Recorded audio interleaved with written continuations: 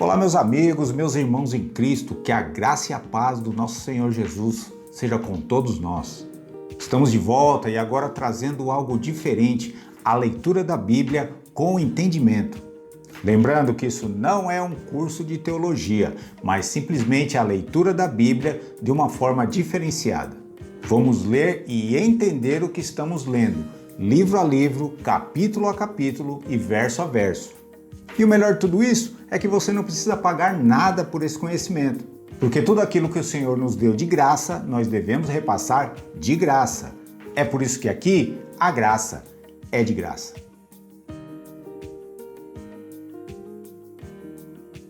Para você que não me conhece, eu sou o seu irmão em Cristo, presbítero Marcos Souza. E antes de começarmos, já vai deixando aí aquele like e se inscreve no nosso canal se você ainda não se inscreveu. E principalmente, compartilha esse vídeo com o máximo de pessoas que você conseguir. Você não faz ideia o quanto isso nos ajuda a continuar esse trabalho. Nós vamos iniciar a nossa leitura aqui pelo livro de Mateus. Então eu quero trazer você aqui para a tela do meu computador. Vem comigo. Nós estamos aqui no livro de Mateus, mas antes de começarmos a leitura, nós precisamos abordar alguns pontos importantes. Este livro foi escrito por volta dos anos 60 a 70 depois de Cristo. Isso significa que se Cristo morreu no ano 30, então entre 30 a 40 anos depois de todos os eventos é que esse livro foi escrito. Isso mostra a capacidade que os judeus tinham de guardar todas as histórias de uma maneira oral. Alguns historiadores vão dizer que Mateus, ao longo da sua caminhada com Jesus, ele ia escrevendo todos os eventos que ocorriam e após isso ele compilou tudo e fez esse livro de Mateus. Mateus também foi um dos 12 apóstolos, também conhecido como Levi. Mateus trabalhava como cobrador de impostos, também conhecido como os publicanos, pessoas que eram odiadas pelo povo de Israel. Eles eram conhecidos como os traidores da pátria. Afinal de contas, eles trabalhavam para o Império Romano que havia dominado Israel. Mateus escreve esse livro especificamente para o povo judeu. Ele queria provar para o seu povo que Jesus era o Messias tão esperado, aquele profetizado no Antigo Testamento. E é por isso que quando nós lemos o livro de Mateus, nós precisamos ter uma mentalidade judaica. E é por isso que muitas coisas que Jesus realizava, Mateus vai fazendo um comparativo com as profecias messiânicas do Antigo Testamento. Alguns teólogos vão dizer que a fonte de pesquisa para Mateus foi o livro de Marcos. Por isso que nós vamos ver uma semelhança tão grande entre o livro de Mateus e Marcos. Portanto, parece que o livro de Marcos foi escrito primeiro, é o livro mais antigo do Novo Testamento. E nós vamos iniciar aqui a nossa leitura agora, aqui em Mateus, capítulo 1. Livro da geração de Jesus Cristo, filho de Davi, filho de Abraão. Abraão gerou a Isaque, e Isaque gerou a Jacó, e Jacó gerou a Judá e a seus irmãos. E Judá gerou de Tamar a Pérez e a Zerá, e Pérez gerou a Esrom, e Esrom gerou a Arão. E Arão gerou a Aminadab, e Aminadab gerou a Naasson, e Naasson gerou a Salmão. E Salmão gerou de Raabe a Boaz. Essa Raabe aqui provavelmente seja aquela prostituta que escondeu aqueles 2 espias ali na cidade de Jericó. Essa história aqui provavelmente você encontra ali em Josué capítulo 2, se não estou enganado. E Boaz gerou de Ruth a Obed. Essa Ruth aqui é a mesma Ruth ali do livro do Antigo Testamento.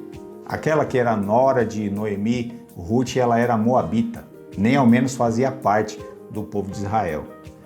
E Obed gerou a Jessé, e Jessé gerou ao rei Davi, e o rei Davi gerou a Salomão, da que foi mulher de Urias. Essa aqui é Betseba, mulher de Urias, aonde ali Davi fez aquele ato de adultério, mandou até matar o seu esposo Urias ali, toda aquela trama que você já deve ter ouvido falar. Aí o fruto daquele adultério, aquela criança, Deus recolheu. Porém, depois Davi continuou casado com Betseba e teve a Salomão.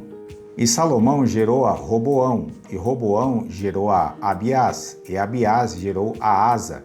Esses aqui são todos os reis do Antigo Testamento. Se você ler ali o livro de Reis, você vai encontrar cada um desses aqui. E Asa gerou a Josafá, e Josafá gerou a Jorão, e Jorão gerou a Uzias. E Uzias gerou a Jotão, e Jotão gerou a Acás, e Acás gerou a Ezequias. E Ezequias gerou a Manassés, e Manassés gerou a Amon, e Amon gerou a Josias, e Josias gerou a Jeconias e a seus irmãos na deportação para a Babilônia. Aqui já foi a queda do reino de Israel, aonde a Babilônia, o Império Babilônico, entrou e dominou por completo ali Israel, levando todos os cativos para a Babilônia. E depois da deportação para a Babilônia, Jeconias gerou a Salatiel, e Salatiel gerou a Zorobabel. Esse Zorobabel aqui é o mesmo que Deus usou para reconstruir o segundo templo, que o primeiro foi destruído pelo Império Babilônico. E Zorobabel gerou a Abiúde, e Abiúde gerou a Eliaquim, e Eliaquim gerou a Azor, e Azor gerou a Sadoc, e Sadoc gerou a Aquim, e Aquim gerou a Eliúde. E Eliúde gerou a Eleazar, e Eleazar gerou a Matã, e Matã gerou a Jacó. E Jacó gerou a José, marido de Maria, da qual nasceu Jesus, que se chama o Cristo. Essa genealogia proposta por Mateus, ela traz a linhagem de José, querendo trazer de Abraão até José, mostrando a linhagem do rei Davi. Diferentemente que a gente vai ver no livro de Lucas. Lucas ele traz uma genealogia bem diferenciada dessa, aonde na verdade alguns teólogos vão dizer que aquela genealogia faz parte da genealogia de Maria, não especificamente de José, aonde se coloca ali o pai de Maria, ou seja, o sogro de José, como seu pai. Mas na verdade o que Mateus e Lucas estão querendo mostrar é que ambas as genealogias, tanto do pai quanto da mãe, Jesus é procedente do trono de Davi. Uma coisa importante que a gente tem que observar também é que quando fala Cristo, Cristo não é o sobrenome de Jesus, tá, meus irmãos? Cristo quer dizer Messias ou o ungido do Antigo Testamento. Então, ou seja, quando você vê essa palavra Cristo, na verdade está dizendo Messias. Então, quando se fala Jesus Cristo, você entende como Jesus o Messias. Não é sobrenome, tá bom, meus irmãos? Verso 17. De sorte que todas as gerações, desde Abraão até Davi, são 14 gerações. E desde Davi até a deportação para a Babilônia, 14 gerações. E desde a deportação para a Babilônia até Cristo, ou seja, até o ungido, são 14 gerações. Mateus está mostrando 3 etapas de 14 gerações que são marcos históricos para todo o povo de Israel, mostrando que de Abraão até Davi, por que ele está colocando Davi em primeiro e não Saul? Porque Davi é o rei que foi prometido para ele que o seu trono seria eterno. Então de Abraão até Davi é o início do reinado. De Davi até a deportação para a Babilônia mostra a queda do reinado, aonde, ou seja, o império entrou, levou todo mundo cativo e Israel ficou sem rei. E da deportação, ou seja, quando eles voltaram do cativeiro até Jesus, são mais 14 gerações, mostrando que Jesus é aquele que recupera o reino, aonde o seu reinado seria eterno, aonde o seu reinado nunca teria fim. Aquilo que o Senhor profetizou para Davi, que o seu reino não teria fim. Ora, o nascimento de Jesus Cristo foi assim, que estando Maria, sua mãe, desposada com José, antes de se juntarem, achou-se ter concebido do Espírito Santo. Esse se juntarem aqui significa que eles estavam noivos. Naquela época, as mulheres, ali por volta de 12 a 14 anos de idade, elas já eram prometidas a seus maridos. Então, provavelmente Maria tinha entre 12 a 14 anos de idade. Já os rapazes, eram um pouco mais velhos, entre 18 a 20 anos de idade. Porém, algumas linhas teológicas vão dizer que José era muito mais velho. José já era viúvo, já tinha filhos de um primeiro casamento, até se encontrar com Maria. Verso 19. Então José, seu marido, sendo justo, e não a queria infamar, intentou deixá-la secretamente. O que estava acontecendo aqui, meus irmãos? Imagine José sendo noivo de Maria e descobrindo que ela estava grávida e ele nunca teve nenhuma relação com ela. E simplesmente ela vem dizer que está grávida do Espírito Santo. Você concorda que é uma história bem difícil de se engolir. Mas a Bíblia vai dizer que ele era um homem justo. O que isso quer dizer? Que ele não a queria infamar. Porque havia uma lei em Israel que todo aquele que fosse pego em ato de adultério, a lei era que ele deveria ser apedrejado até a morte. E se José falasse realmente aquilo que estava acontecendo, Maria deveria ser apedrejada até a morte. Por isso que simplesmente o seu plano era deixá-la. Todos entenderiam que José simplesmente foi embora de casa e deixou a sua esposa grávida, acarretando sobre ele toda a culpa. E pensando ele nisto, eis que em sonho lhe apareceu um anjo do Senhor, dizendo: José, filho de Davi, não temas receber a Maria, tua mulher, porque o que nela está gerado é do Espírito Santo.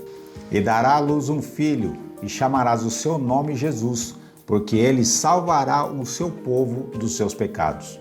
E tudo isso aconteceu para que se cumprisse o que foi dito da parte do Senhor pelo profeta, dizendo: Eis que a Virgem conceberá e dará à luz um filho, e chamarão seu nome Emanuel, que traduzido é Deus conosco. Essa referência dessa profecia aqui, você encontra ali no livro de Isaías, capítulo 7, verso 14. E José, despertando do sono, fez como o anjo do Senhor lhe ordenara e recebeu a sua mulher.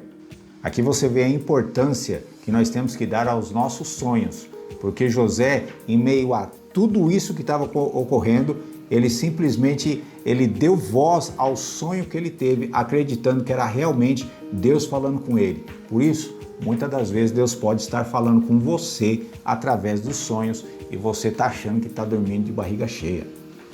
Continuando aqui, no verso 25, e não a conheceu até que deu à luz a seu filho, o primogênito, e pôs-lhe o nome por Jesus. Então aqui nós temos um outro problema teológico, porque Mateus está dizendo aqui que ela não a conheceu, ou seja, que José não a conheceu. Esse conheceu aqui que a gente entende é na questão de marido e mulher, é na questão de relação entre marido e mulher. Ou seja, que até que Jesus tivesse nascido, José não tocou nela como marido. Mas algumas linhas teológicas defendem que Maria ela foi virgem toda a sua vida, que José, mesmo depois do nascimento de Jesus, José nunca tocou em Maria. Mas aquilo que nós vemos aqui, que Mateus está dizendo, que ele diz que não a conheceu, que a gente entende que é nesse sentido de relação, a gente entende que provavelmente sim, eles tiveram relações após o nascimento de Jesus. E é isso aí, chegamos ao final deste capítulo. E não se esqueça aí, deixa aí aquele like, se inscreve no nosso canal, deixa também aí um comentário do que você achou. Se você teve alguma dúvida, pode deixar aí também que nós vamos responder a todos assim que possível, ok? Então fique com Deus, um forte abraço e te espero, no próximo vídeo.